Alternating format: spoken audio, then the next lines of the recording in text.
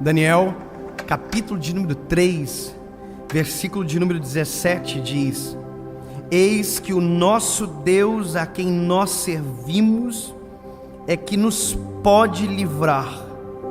Ele nos livrará do forno de fogo ardente e da tua mão, ó rei. Aí o 18 diz assim, ó: e se não, fica sabendo, ó rei, que não serviremos a teus deuses, nem adoraremos a estátua de ouro que levantastes. Será que é isso mesmo que a gente leu? Se ele fizer, a gente é fiel. Se ele não fizer, a gente continua sendo fiel? Porque essa história não é uma história de meninos que venceram a fornalha. É de meninos que venceram com caráter, com fidelidade.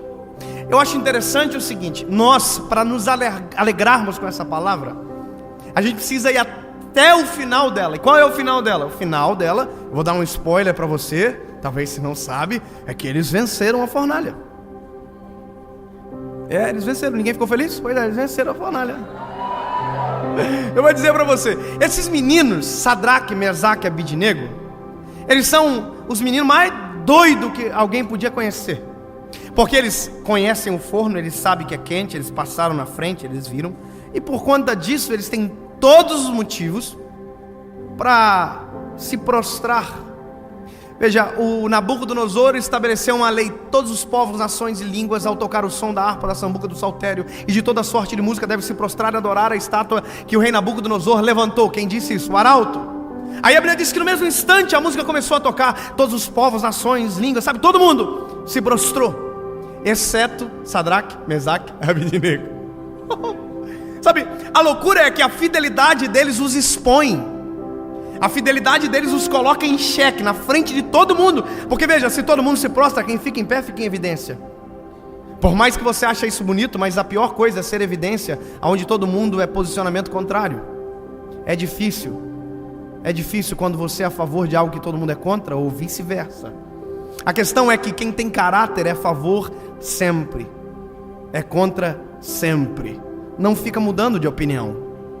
Veja, tem gente que mudar de opinião é crescimento, mas tem gente que mudar de opinião é falta de caráter. Posso contar um exemplo para você? Eu estava num lugar, aí pelo mundo, e a gente estava sentado numa mesa com uma pessoa. Estou expondo agora aqui, mas tomara Deus que nunca veja esse vídeo. E a gente estava falando bem da autoridade daquele país. Porque esse cara é bom, todos nós dois empolgados. Esse cara é excelente, um bom administrador, e a gente elogiando. Aí chegou uma mulher na lateral da mesa e disse: vocês estão falando de quem? Aí a gente disse: estou falando de tal. Ela: eu odeio esse cara é péssimo. Aí quem estava comigo falando bem falou assim: sabe o que é verdade? Realmente ele é ridículo. Eu estou cortando os detalhes para você não entrar no mérito de saber de quem e quem.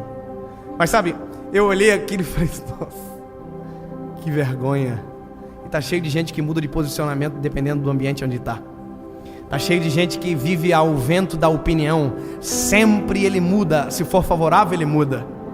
Sabe, é como se a gente lesse aquele texto onde a Bíblia diz que nós somos luz do mundo, e Satanás, de maneira brilhante, criou o interruptor. Sabe, a gente é luz aonde convém. Aonde nós deveríamos iluminar, a gente apaga a luz. A gente, aonde deveria irradiar a luz, a gente sucumbe às trevas. Isso não é ser luz, porque a principal característica da luz é dissipar as trevas, não sucumbir às trevas. E é isso que me preocupa. Nós somos fiéis enquanto convém, nós cremos enquanto convém. Recomeço só é possível quando o nosso caráter é trabalhado de maneira genuína e poderosa. Não tem como viver uma vida nova com motivações antigas. Não tem como viver um recomeço se os nossos caminhos antigos não forem ignorados. Sabe, é como a gente olha a mulher de Ló. Lembra? Ela sai de Sodoma e Gomorra, mas Sodoma e Gomorra nunca saiu de dentro dela. Ela olha para trás porque tudo que ela tem é Sodoma e Gomorra. Ela é Sodoma e Gomorra. Está na hora de a gente mudar os nossos pensamentos, mas não por falta de caráter, mas para amadurecimento e virar um posicionamento firme. E se ele não fizer, aqui que eu entro no mérito do negócio. Porque os meninos sabem da lei, sabem do edito, e a Bíblia diz que eles não se prostram. Aí a Bíblia diz que Nabucodonosor dá um piti absurdo, chama eles e diz: ei, vocês são malucos? Vocês não ouviram a música tocar? A Bíblia diz que a música tocou, a gente ouviu. Tem gente que nesse momento diz assim, ó: a música tocou. Mas a música tocou. Se eu tivesse ouvido a música, eu estava prostrado há muito tempo. Sabe, é fiel até onde dá. Quando não dá mais, escapa. É fiel até onde consegue. É fiel até um limite do seu caráter. Por isso que eu amo esses meninos, porque a Bíblia diz que eles são fiéis, ponto. Se eles não saírem do forno, eles são fiéis. Acabou. Porque a fidelidade deles não está em sair do forno, está em entrar no forno. É isso que eu quero que você entenda. O que diz que a gente é fiel não é quando a gente sai do forno, porque tem milhões de pessoas que entraram no forno e nunca saíram de lá. Está cheio de gente que morre pelo Evangelho e morre e nunca mais o veremos. Mas um dia na glória nós contemplaremos eles e serão chamados heróis da fé. Está cheio de gente que morre pelos seus ideais e não abrem mão. Sabe, é isso que nós precisamos viver agora.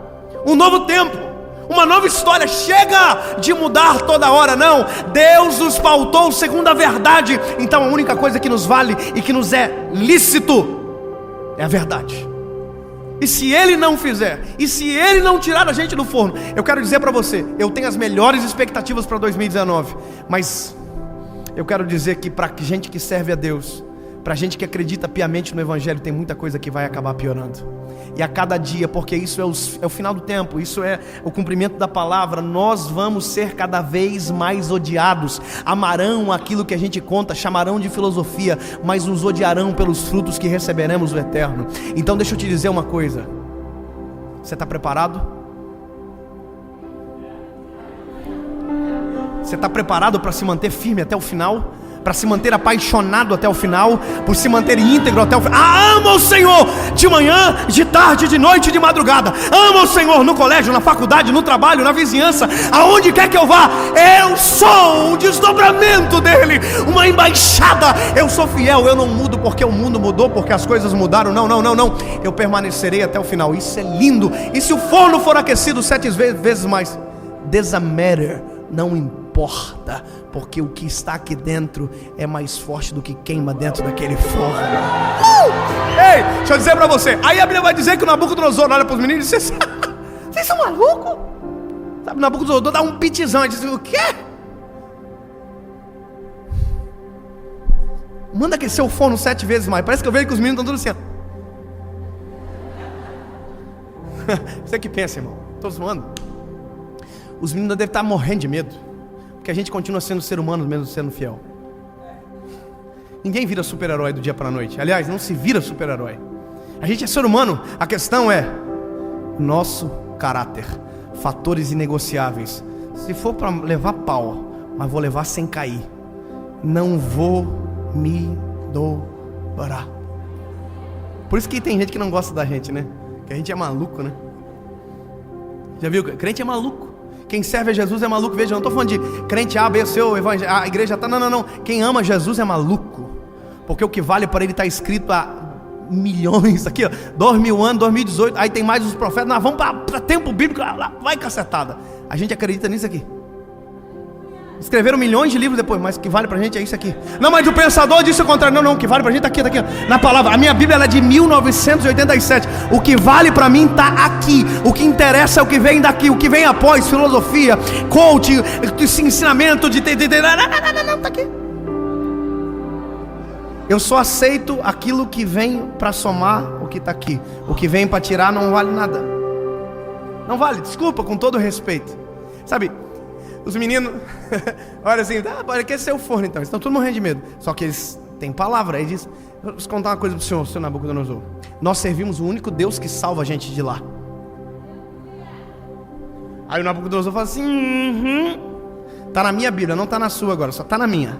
Nabucodonosor, é fácil adorar um Deus que tira vocês do forno. Ele nem sabe o que vai rolar, né? Aí os meninos falam assim, Tá fazendo essa cara aí de besta, é? Então deixa eu dizer uma coisa pra você. E se ele não tirar a gente lá? A gente mesmo assim não vai se dobrar, não vai adorar, não vai mudar quem a gente é, só pelo fato do medo que... Sabe, nós estamos tudo morrendo de medo, mas não vamos mudar não.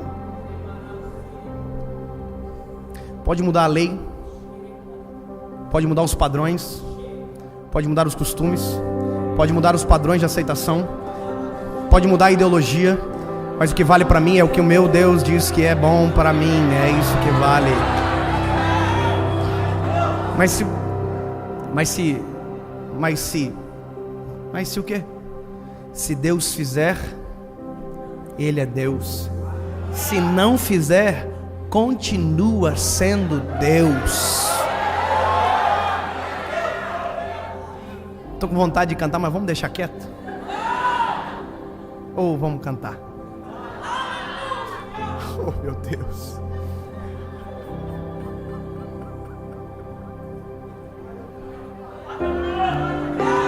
Vou mandar lá baixar,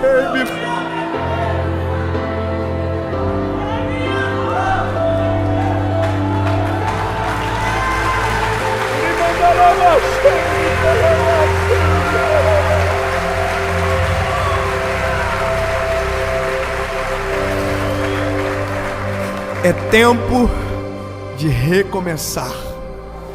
E se o forno for a realidade do recomeço, nós entraremos lá. Mas entraremos sabendo que se Ele nos tirar, Ele é Deus. E se a gente sucumbir ao forno, Ele continua sendo Deus.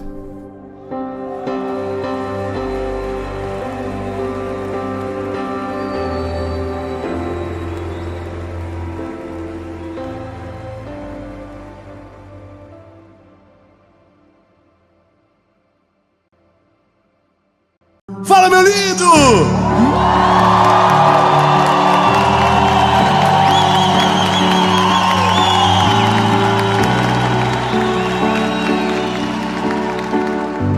Essa é a última mensagem da série Sabedoria. Ó,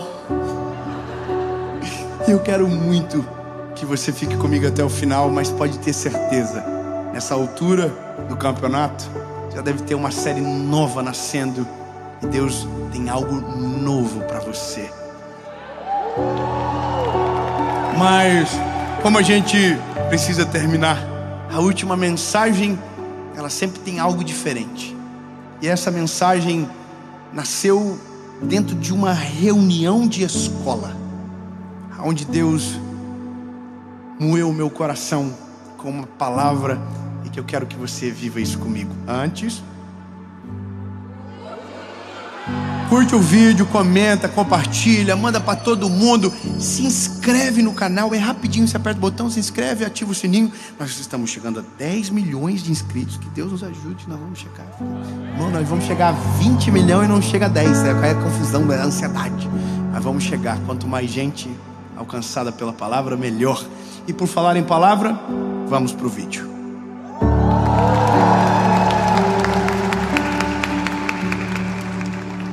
Atos, capítulo 3. Pedro e João estavam subindo juntos ao templo na hora da oração. Estava sendo carregado um homem coxo desde o ventre de sua mãe, o qual diariamente colocava-se à porta do templo, chamada Formosa, para pedir esmolas aos que passavam. Interessante falar sobre paciência usando um milagre, mas você vai entender. Eu não sei qual é a melhor forma de começar de verdade. Se eu conto o milagre ou conto o porquê falar sobre esse milagre quando se trata de paciência. Talvez seja interessante ou melhor a gente falar como nasceu. Não. Será? Bom, não sei você, mas paciência é uma coisa difícil. É um pouco extinta da nossa geração, porque a gente foi perdendo à medida que o mundo ficou tudo muito rápido. Internet e tudo isso que você já sabe, que deixou a gente muito acelerado. Áudio, 2 vezes. 5 minutos, ouve em 2,5. Isso é uma bênção de Deus. E a gente aprendeu a fazer o nosso cérebro ouvir em 2 vezes. E se inventarem 4, a gente vai dar conta. Porque a gente está sem paciência, não é verdade? O problema é que a ausência de paciência faz a gente tomar decisões e agir de um jeito que, de uma certa forma, tira o amor da receita. A ausência de paciência me faz colocar uma velocidade no outro que às vezes nem eu estou apto ainda. Mas olha, vamos pela palavra que é melhor. Atos 3 conta uma história, que é a história de Pedro e João, que acabaram de viver o maior fenômeno do Novo Testamento. Quando eu digo fenômeno espiritual, que foi a descida do Espírito Santo em Pentecostes. Atos capítulo 2 conta que o Espírito Santo desceu e encheu todo mundo que ali estava. Só que veja que importante essa reflexão. O que é ser cheio do Espírito Santo? E a gente, não sei você, mas eu sou de um tempo que ser cheio do Espírito Santo é quem falava em línguas estranhas. Sabe aquela parada? Não sei se você sabe, então eu preciso explicar. O meu público não é só quem viveu dentro da igreja, muitos são de quem nunca entraram. Falar em línguas, um dom que todos nós que nascemos na igreja, talvez por um tempo pensávamos que só quem falava em línguas estranhas era cheio do Espírito Santo. Deixa pra lá, não quero falar mais, não fica estranho, fica ofensivo. Mas veja, falar em línguas, durante muito tempo a gente pensava que era isso, só que não. Uma coisa é uma coisa, outra coisa é outra coisa. Uau, que profundo. E isso não é ser cheio do Espírito Santo. Ser cheio do Espírito Santo é ser cheio de Deus. E quando eu digo ser cheio de Deus, é carregar os atributos de Deus na nossa vida. E o que Deus é? Deus é paciente, benevolente, amor, misericórdia, compaixão. Então quando você diz que alguém é cheio do Espírito Santo, é porque ele carrega na sua essência os atributos de Deus: paciência, benevolência. E é isso. Então Pedro e João acabaram de ser cheios do Espírito Santo. Então a imagem que a gente vem agora à cabeça não é só alguém pulando de alegria, é alguém vivendo de maneira justa, é alguém vivendo da maneira de Cristo. Então veja o que acontece quando alguém vive na maneira de Cristo. Eles estão indo para o templo na hora da oração, porque entenderam que quanto mais tem, mais querem. Isso é a presença de Jesus. Quanto mais a gente o conhece, mais a gente o deseja. Então eles estão indo para o templo na hora da oração, ponto. Agora, quando eles estão chegando, eles encontram um paralítico. Na verdade não é um paralítico, é um coxo. O paralítico não anda, o coxo anda, mas tem dificuldade. É alguém manco. Então eles encontram um coxo e eles dizem algo, e eu estou sendo bem conciso. Eles dizem: nós não temos prata nem ouro, mas aquilo que nós temos, isso te damos. Levanta e anda. Muito obrigado pelo aleluia. Obrigado. Bom, veja, acabou, parece que o milagre está pronto. Então agora ele levanta, anda e sai. Só que aí a Bíblia vai dizer que não foi assim que aconteceu. Não foi imediato. A Bíblia diz que eles falaram levanta e anda, mas o coxo não levantou. O coxo foi levantado.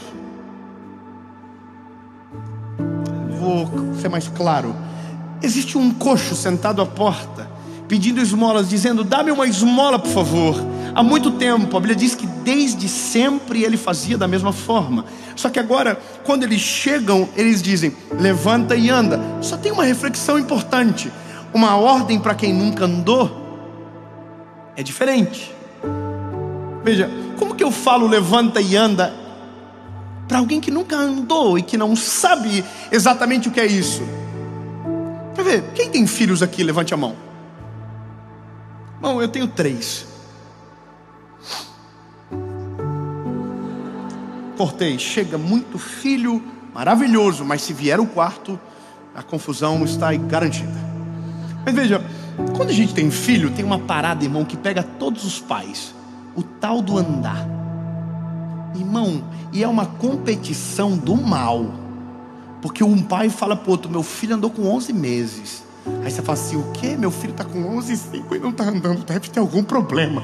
Aí você vai pro Google, e aí você pega uns pais mais psicopatas que falam: meu filho andou com 7. Aí você fala: pronto, estou com um problema, meu filho deve ter um problema. Porque a gente tem uma questão que a gente quer ver os nossos filhos rapidamente amadurecerem. Então a gente quer que os nossos filhos tirem e saiam da fralda logo. A gente quer que os nossos filhos andem logo. E a gente quer que eles façam no nosso tempo. E isso é o mal de todos os pais.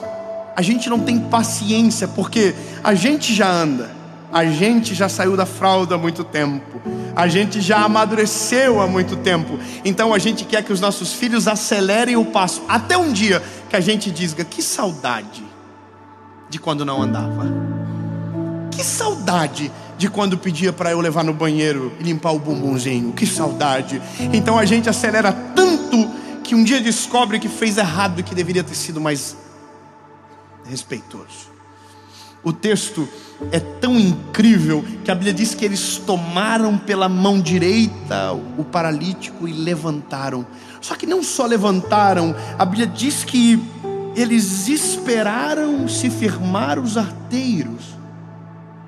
Ou seja, levantaram e ficaram segurando, apoiando o coxo, até que ele conseguisse firmar os pés e andar. Lindo. Sabe quando um milagre desse ia acontecer no nosso tempo? Nunca. A gente é muito mais afeito à esmola que jogamos pelo vidro do que parar de verdade para ajudar e ver até andar a pessoa não desgrudar dela. E esse é quem nós somos. E aqui mora o detalhe: ou somos cheios do Espírito Santo e transbordamos do amor, da paciência, da benevolência do Eterno, ou somos somente seres humanos que não temos paciência com ninguém e assim somos com nós mesmos também. Isso é a gente. Se não tivermos o Espírito Santo, não temos paciência, nos falta misericórdia. Pelo contrário, a gente sempre tem uma palavra de juízo sobre o outro. A gente se sente superior, a gente fala mal, a gente reclama, a gente amaldiçoa, a gente não tem paciência com os outros. E aí, lindo, eu vou te dizer por que nasceu isso no meu coração. Eu e a minha esposa fomos chamados para ir no colégio do meu filho. Minha mãe viveu isso a vida toda comigo. Cansei de só vem com acompanhado dos pais. Nossa, irmão, eu fui isso com 17 anos, estava profissional já. Estava no ensino médio, um marmanjo. Minha mãe sentada na secretaria e eu entrando com cara de glúteo na sala para pedir perdão para a professora. Aí eu fui pela primeira vez para uma reunião sobre um dos meus filhos. Sentei na reunião. Na verdade, começou um dia antes da reunião.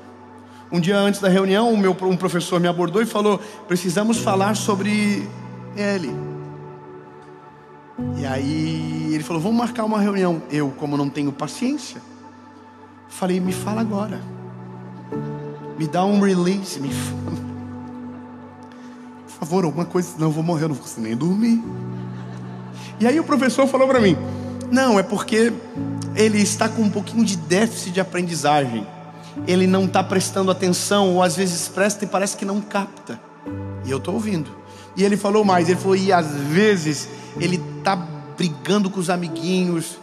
E não é que a gente às vezes não vê, mas aí os amiguinhos dizem, a gente não sabe o que está acontecendo, se ele está ficando nervoso por alguma coisa. E aí, irmão, eu já estava assim, ó, olhando para o carro, vendo ele lá, e ele já mudou o semblantezinho dele na hora. E aí no dia não foi só de um, foi de dois, irmão. Os dois estavam com a pá virada no dia. Veio reclamação do outro também. E aí eu entrei no carro, o mais novinho falou: o que foi, pai? Eu falei: nós vamos falar quando chegar em casa. Irmão, eu gerei um pavor neles.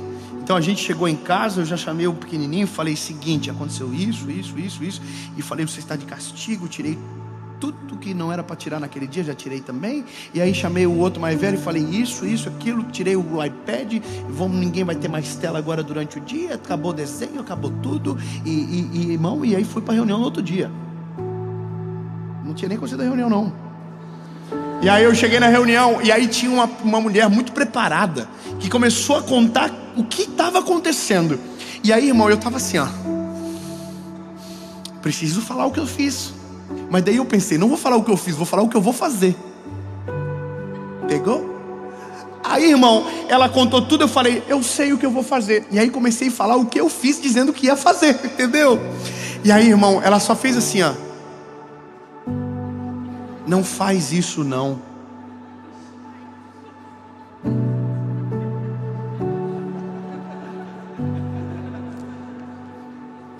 Eu falei, por quê? Ela falou, porque se você fazer dessa forma, você vai perder ele.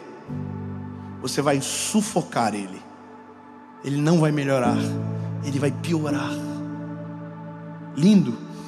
Aquela professora falou aquilo para mim. O Espírito Santo entrou dentro daquela sala e falou comigo, já pensou se eu fosse contigo da mesma forma? Já pensou se eu te tratasse com a mesma energia e com a mesma velocidade? Você não iria me suportar. E aí, irmão, eu de verdade, eu saí dentro daquele colégio arrasado comigo, destruído por dentro. Cheguei em casa, chamei os meus filhos e disse, o pai precisa mudar uma parada que o pai fez. E comecei a mudar a conversa com eles. Mas naquele dia Deus me fez me lembrar desse coxo, que não precisava sair correndo, porque nunca havia andado. Então ele tem gente cheia do Espírito Santo que tem paciência para esperar ele amadurecer as pernas, criar força nos músculos, para então poder andar. E glória a Deus, que Deus não é da mesma maneira que a gente. Deus é o único que conhece todas as nossas falhas, todos os nossos pecados, todos os nossos segredos, todos, e mesmo assim escolheu nos amar. Da mesma maneira, sabendo tudo, nos amou de maneira inteira e completa. E não só amou com palavras, mas entregou o Filho na cruz do Calvário para salvar eu e você. E isso é o verdadeiro amor. Paciente porque sabe esperar a hora certa de chegar, benevolente porque perdoa, apaga passado, misericordioso porque a gente não merece, mesmo assim faz. Já pensou se Deus fosse comigo e com você da mesma velocidade que nós somos com os outros? Não estaríamos aqui. E aí eu entrei numa crise na minha vida com Deus e comecei a me lembrar de quem eu sou e o que já fiz. Me lembrei de tanta coisa e comecei a imaginar, se eu fosse o Deus dos céus, o castigo que eu estaria não teria saído até hoje. Eu já teria desistido de mim há bastante tempo, porque eu sei quem eu sou.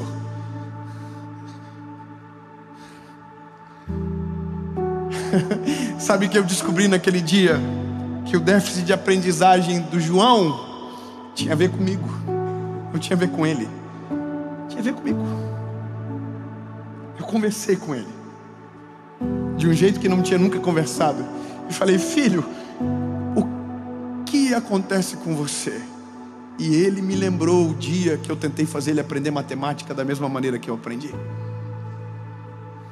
E aí eu entendi, lindo, que o meu filho ele estava daquele jeitinho por conta minha. Deus sabe como agir comigo, com você.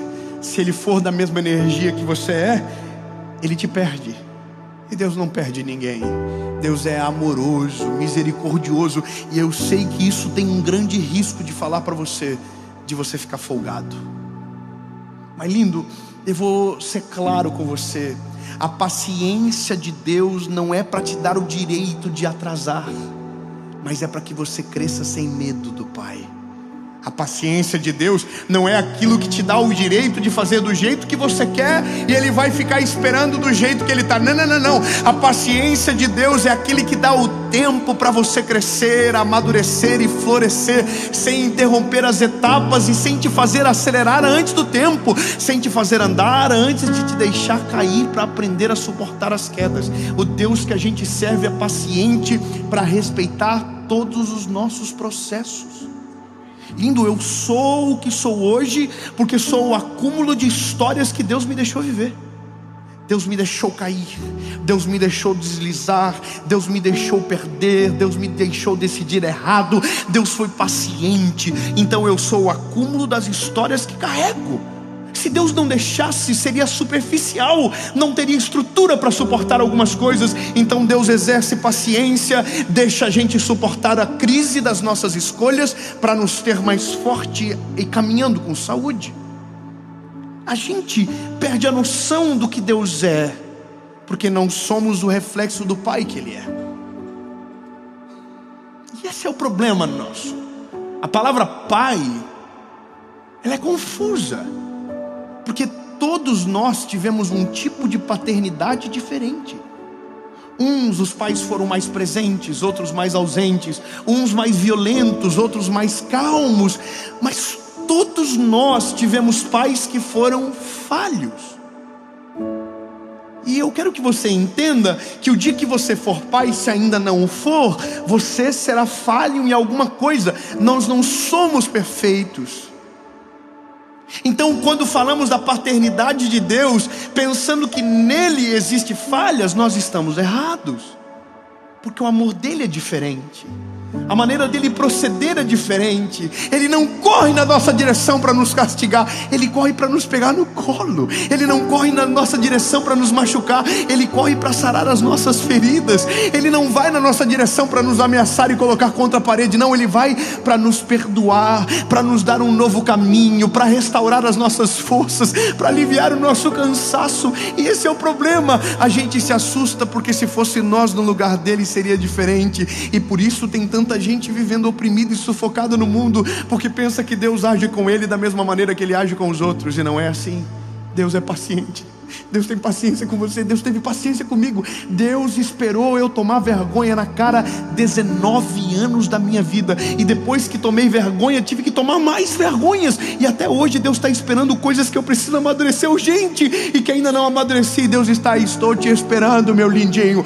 Bora, continua crescendo, continua amadurecendo, continua dependendo de mim. Crescer e amadurecer não significa perder a dependência, pelo contrário, me faz subir todas as vezes para pregar com temor no coração, dizendo: Jesus, eu ainda preciso de ti, eu não vou crescer o suficiente a ponto de viver longe da tua presença. Senhor, eu preciso todos os dias e cada dia mais. Mas Deus espera. Lindo. Eu sei que todos nós aqui temos as nossas histórias, mas eu vou te falar uma parada: alivie a pressão que você carrega. Ô meu irmãozinho mais novo, bebê da família, bebê da casa, que acabou de chegar agora na presença de Jesus, de boa, você não precisa ter a mesma intensidade de que alguém que caminhou mais tempo do que você. E relaxa, deixa os irmãos mais velhos para lá. Sabe qual que é o nosso problema às vezes? É porque o pai é paciente e os irmãos são revoltados. Você já viu? O pai nos espera e os irmãos não deixam a gente não. Irmão, eu sou um evangelista. Meu povo meu, minha galera, é muita gente que começou agora, que acabou de conhecer Jesus, chegaram agora no time, acabaram de conhecer Jesus, mas ainda estão tudo perdido. Tem uns que fazem umas coisas que só Jesus. Eu sou da galera, irmão, que faz tanta coisa que... Ai, meu Deus do céu. E tem gente que vem brigar comigo. Olha aí, ó, tá vendo? Te acompanha, mas faz umas bandidagens aí, ó. O povo gosta de confusão, irmão. O povo não tem paciência com os irmãos mais novos, não. Aí os irmãos mais velhos estão atormentando e o pai está dizendo assim: deixa ele crescer em paz. Eu não vou fazer ele andar agora, deixa. Imagina, é igual eu chegar para os meus filhos e dizer: você vai ter que andar agora, acabou de nascer, não tem nem dente na boca. Então, lindo, alivia a pressão e deixa Jesus trabalhar dentro de você do jeitinho dele. Eu não estou falando que você pode pecar, lindo, claro que não, bobão. Porque então, não pode. Mas se você tropeçar, ele não vai correr para te ferir, ele quer te perdoar, ele quer trazer você para perto, ele não quer expulsar você de casa. Eu vi um vídeo esses dias que eu apavorei. Chega para o teu filho e diz que você vai mandar ele para fora. Não vou mandar.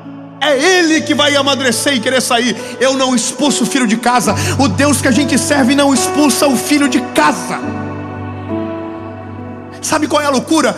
Porque vai ficar velho e não vai sair. Não, irmão. Quem amadurece com saúde vai embora sozinho. Na presença de Deus é diferente. Não é que vai embora, fica para sempre com o Pai, mas consegue construir a sua vida em sabedoria e com decisões firmes e posicionadas na essência que Deus deu. Mas eu não expulso o filho de casa. Esse é um negócio. A gente precisa tirar rapidamente essa loucura que a gente carrega nessa paternidade que precisa ser trabalhada em um Deus que a paternidade é perfeita. Cheguei para o João, cheguei para o Noah. Eu tenho, irmão, quando você tem filho, não sei se você tem, eu tenho 3. Um é diferente do outro. Um é um jeitinho diferente do outro. Se eu for pesado com um, é diferente. Eu não sei nem explicar, irmão, porque a gente, quando é pai, engole tudo aquilo que a gente falou dos outros. É incrível. Meu filho não vai chorar. Coitado de você. Meu filho não vai fazer piti. Coitado. Coitado. Tudo que a gente fala do filho dos outros, irmão, a gente vai engolir em seco. Confia. Hashtag confia. E aí, um dia você descobre que cada filho tem o seu tempo, que cada um cresce de um jeito. Lindo. Você é igual e Deus é perfeito para saber disso tudo. Meu lindo, talvez você está casado com uma mulher, ou minha linda, você casou com um homem que acabou de conhecer Jesus. Não exija dele a mesma velocidade de amadurecimento seu. Irmão, não seja o irmão mais velho de alguém que fica atormentando a vida do outro. Deixa ele crescer com maturidade e sabedoria. Deixa ele crescer com calma. Não tenta expor ele a perigo antes da hora. Não tente colocá-lo à prova antes do tempo. Deixa ele crescer em paz. Sabe, eu preciso falar isso para o mundo ouvir. Pare de ser chato. Você não foi autorizado para mandar no teu irmão. Quem manda é o pai, ele é o dono da casa. Eu não deixo o João educar o Noah, é eu que vou educar ele. Deus não quer que você fique forçando a barra com os irmãos mais novos. Irmão, o maior problema da igreja do nosso tempo é quando o irmão mais velho tenta educar o irmão mais novo sem a permissão do pai. Para logo. Deixa Deus completar a obra. Deixa Deus.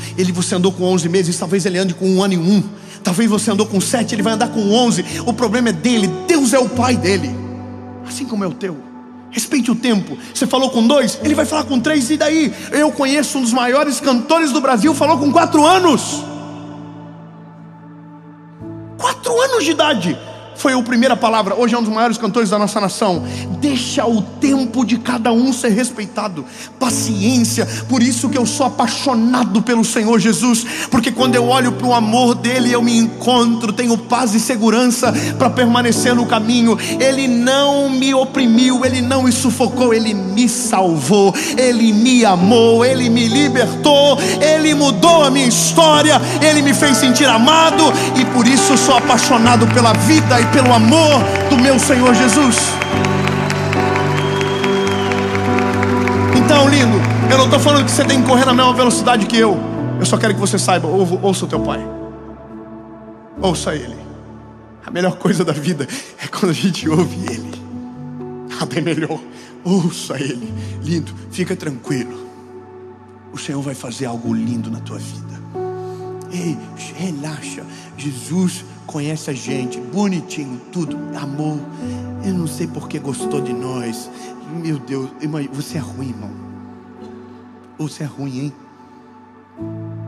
Você é ruim. Eu, sangue de Jesus. Se você fosse se contratar, você não se contratava. Eu jamais, irmão, eu sei o problema que eu sou. Jesus não só chamou a nós, mostrou amor dando a vida do Filho na cruz. Então, a gente tem que aprender logo. Ele está dando tempo, Ele consegue esperar, mas não esperando você na libertinagem, mas no desejo de amadurecer. Tem gente que pensa que a graça é o direito de pecar. Não, irmão. A graça é o poder de ser perdoado. Olha que poderoso. O Senhor nos dá a chance de sermos renovados. Chamei o João, falei: filho, desculpa o pai. O pai quer te pedir perdão.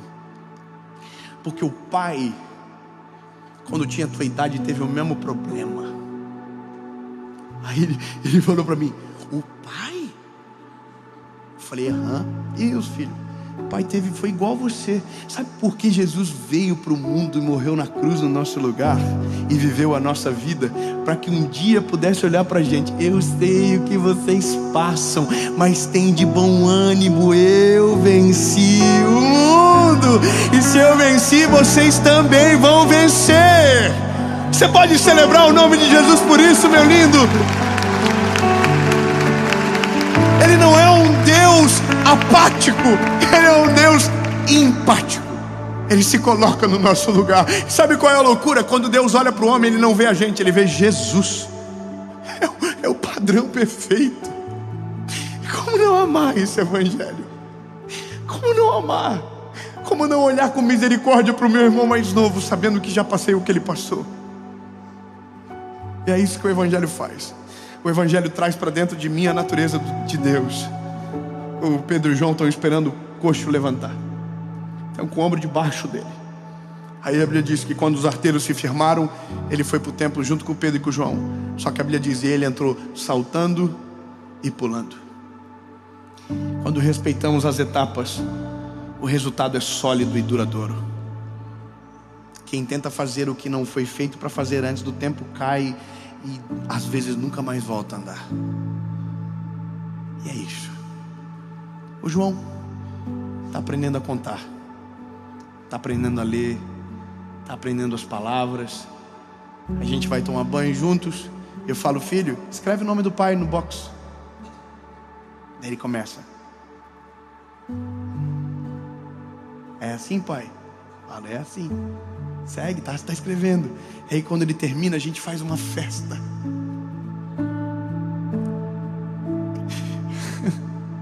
E aí eu fico imaginando o Senhor comigo, Deus comigo e com você.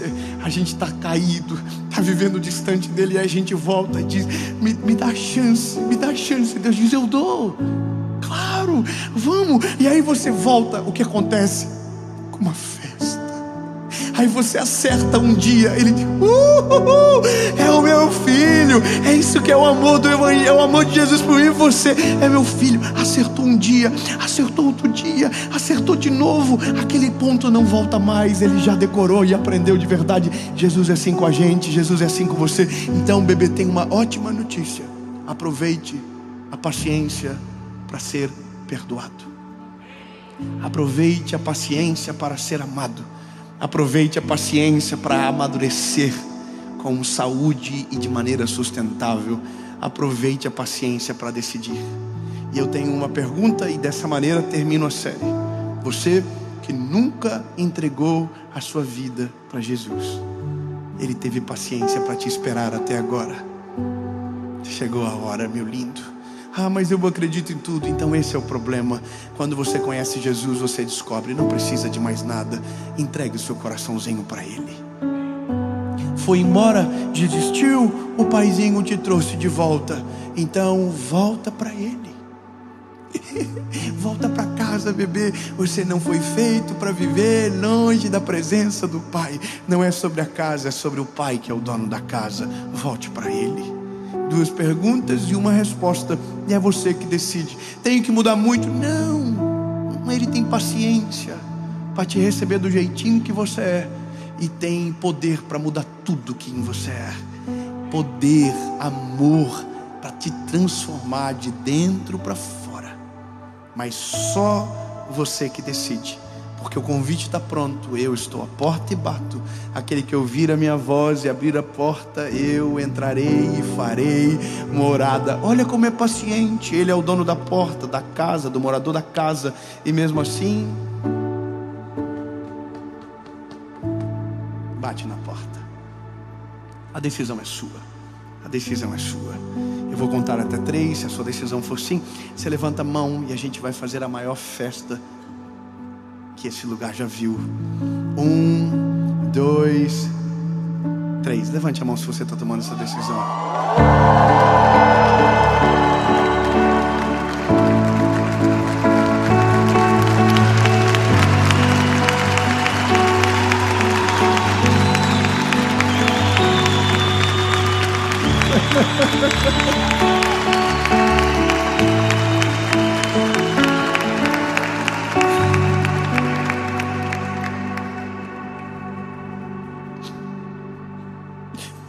Por que tantas mãos se levantam? É porque tem algo que constrange mais do que o medo. O amor. É o amor que constrange mais. Nada é mais poderoso do que o amor. O amor vence o medo, lança fora, transforma, muda o homem, constrange a ponto de nos fazer melhorar sem dores. O João está melhorando sem dores, o Noah está melhorando sem dores, e eu só tive as dores das crises que escolhi, porque o Pai sempre quis um plano perfeito, assim como quer para você. Sua decisão é sim, sua decisão é sim. Você vai repetir comigo uma oração, palavra após palavra, e aí fechamos a série Sabedoria. Diga comigo: Senhor Jesus, eu reconheço que sou falho e pecador. Me perdoa pelos meus pecados. Apaga o meu passado e escreve uma nova história. Eu nunca mais serei o mesmo. A partir de hoje, eu sou propriedade única e exclusiva sua, em nome de Jesus.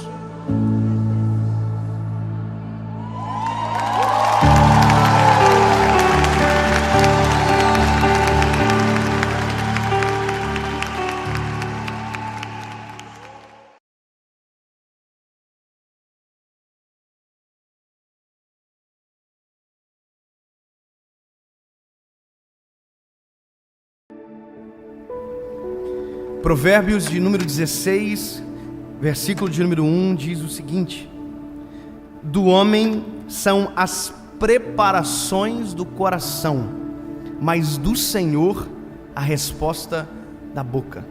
Uma outra tradução diz: o coração do homem pode até fazer planos, mas a resposta vem do Senhor. Sabe, ele está dizendo o seguinte, Provérbios, Salomão: você pode fazer planos, você pode sonhar, porque isso é lindo, maravilhoso, mas veja, não esqueça de obter a resposta antes de viver aquilo que você mesmo planejou. Provérbios capítulo 14, verso de número 12 diz que há caminhos que para o homem são bons, mas o final é a morte. Ou seja, se eu não conheço o final, se eu não tenho a resposta, eu não tenho para onde ir. Sabe, a gente foi educado pelas histórias infantis, pela vida, talvez, posso dizer assim, que quando Deus cala, Deus consente. Quantos de nós já ouvimos isso? Eu me lembro que eu ouvi isso a Chiquinha falar a primeira vez. Quem cala, consente. Ou seja, se não tem resposta, ok, eu vou fazer o que eu quiser. E sabe, o silêncio não é resposta. Esquece. Resposta é sim e não. E ainda quando a gente é criança, quando a gente ouve sim, a gente diz por quê? E quando a gente ouve não, a gente também diz por quê. Então, se o sim desafia o porquê, se o não desafia o porquê, silêncio não é resposta. O problema disso é que, na ausência de paciência ou de tempo, a gente faz. Só que é interessante porque quando a gente faz algo sem ter uma missão clara, a gente não corre para o lugar certo. A gente não corre a nossa corrida. A gente não corre aquilo que de fato foi preparado para nós. A gente corre a corrida do outro. A gente corre a versão do outro, não aquilo que foi feito para nós. E o problema disso é que quando a gente começa a correr sem destino, a gente só corre para cansar, não para chegar. Aliás, a gente até pode chegar, mas não vamos chegar no nosso destino. a gente vai chegar no destino de outra pessoa.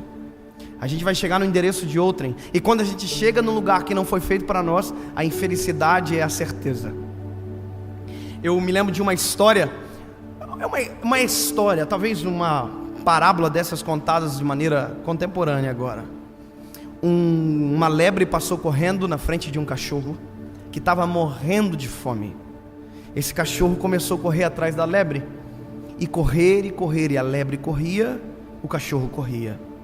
Sabe, chegou uma hora que um cachorro viu esse cachorro correndo atrás da lebre e começou a correr atrás da lebre junto com o segundo cachorro. E essa conta foi aumentando, mais um cachorro. Mas chegou uma hora que os últimos animais que corriam não viam mais atrás do que estavam correndo, só corriam porque viam os outros correrem. Só corriam, mas sem saber. Bom, se está todo mundo correndo para cá, eu vou correr também. E não sabia mais. E aconteceu o seguinte: de repente a lebre entrou num beco, correu para um lado, o cachorro que estava na frente não viu, continuou correndo. Chegou uma hora que ele cansou, o outro cansou todo mundo. E o cachorro da frente olhou para ele e disse: vocês estão indo para onde? Aí eu estava indo atrás de você. Mas por quê? Eu não sei, mas a gente correu a tua corrida. Sabe o que é isso? Quando a gente corre porque alguém está correndo, a gente corre a corrida dos outros. E a pior coisa de correr aquilo que não foi feito para a gente é viver algo que Deus não expectou, não criou para nós. É viver de maneira, dissoluta. Isso acontece em várias áreas. Porque a gente acha bonito, a gente quer ser. Porque a gente acha especial, a gente quer fazer. Porque a gente acha que é bom para alguém, vai ser bom para nós. Eu quero dizer para você: não, aprenda. O bom de viver um recomeço é saber que uma nova história dá para viver agora de maneira diferente. Se até agora você viveu a expectativa de alguém para você, se até agora você viveu a expectativa dos outros ao seu respeito, está na hora de você viver a expectativa de Deus para a sua história. Está na hora de você viver a corrida dele para você. E se a corrida dele for para a esquerda e todo mundo estiver correndo para a direita, eu quero dizer para você que o endereço que você vai chegar é exatamente aquele que foi criado para você. E melhor coisa do mundo é estar onde Deus planejou a gente estar. Não tem nada melhor. Eu estudei durante 5 anos para ser advogado. E eu acho lindo a profissão do direito, acho maravilhoso. Eu me lembro que durante toda a minha aula, durante todo esse percurso de universidade, eu vislumbrava a faculdade, eu achava maravilhoso aquilo, e eu achava bonito. A minha mãe já dizia que eu era advogado, então ainda ficava muito melhor. Porque na minha família nunca ninguém havia se formado. Então a primeira corrida que eu assumi para me correr, não era a minha corrida, era a corrida da expectativa dos meus pais de ter um paradigma quebrado. Eu queria ser o primeiro da família a formar numa faculdade. Engraçado, né? E eu consegui. Engraçado que eu consegui formar. E quando eu me formei, eu me lembro que no dia da formatura eu fui chamado para ser o orador da turma.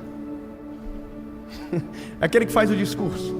E no dia do discurso eu já era um pregador da palavra. Eu já era um evangelista, eu já fazia isso que eu estava fazendo, que eu faço agora, eu já fazia. Só que eu estava ainda correndo uma corrida que não foi feito para mim correr. Eu dei palestra na faculdade durante 4 anos, porque o meu sonho, ou o que eu pensava ser o meu sonho, era ser um professor universitário. Não era a minha corrida, mas era a corrida que eu estava correndo. E sabe o que é ruim de correr algo que não foi feito para a gente correr? É que o cansaço é redobrado. Porque o mesmo caminho que você faz para ir, você tem que fazer para voltar. Porque você tem que abrir mão. A não ser que você queira viver uma corrida eterna que não foi feita para você correr. A não ser que você queira ir para um lugar que não foi feito para você chegar. Aí a pergunta sempre vai ser Deus olhando para você dizendo: está indo para onde? É para cá. E a gente: não, é para cá. E Deus está dizendo: para cá. No dia da minha formatura, eu fui fazer o discurso. E eu nunca fui bom de preparar esboço, nunca fui bom de escrever mensagem. Eu sempre gravo, eu tento gravar pelo menos na cabeça, criar uma ordem lógica para poder falar. E eu passei o dia inteiro preparando aquela palavra. O pregador sempre prega, né? Eu estava preparando uma palavra, mas era para formatura. Tinha 400 alunos atrás, e eu cheguei no ápice da minha mensagem. Eu olhei para trás, todo mundo formando bonito, aquela roupa, aquela beca de formatura, que a minha mãe olhava para mim, os olhinhos dela brilhavam com aquilo. E todo mundo da família lá e tal. E eu olhei para aquela galera e disse: olha, daqui sairão os doutores do Brasil. Uau, Joinville. Porque eu estava empolgado. Daqui sairão os juízes de direito, os desembargadores, os promotores de justiça. E sabe, durante a faculdade eu via essas pessoas. Porque durante a faculdade você já consegue ver quem é o que não parece que não vai dar nada, né? Que é meio burrão a faculdade inteira, que não dá moral para nada. E pior que tem gente que surpreende. Você olhou a faculdade inteira e disse: no final o cara vira o juízo que vai sentenciar o processo seu. Aí você chega lá e fala assim: oh, Vossa Excelência. Vai saber, a vida dá voltas. Porque se a corrida é dele, o destino sempre será bom. E aí eu me lembro que eu olhando para eles, eu sabia, os concurseiros, aqueles que queriam ser os juízes, realmente os desembargadores. Teve gente que eu decepcionei, que eu pensei que assim não virou. Mas eu me lembro que eu dizendo, e de repente o Espírito Santo falou no meu coração. Eu dizendo: daqui sairão os juízes, os promotores, os desembargadores. E o Espírito Santo disse no meu coração: e daí sairá um pregador da minha palavra.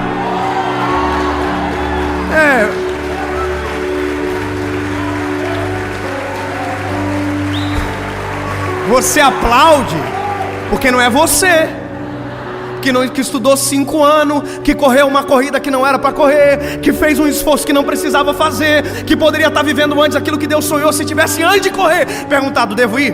É para cá que eu devo correr? É para esperar-se a resposta.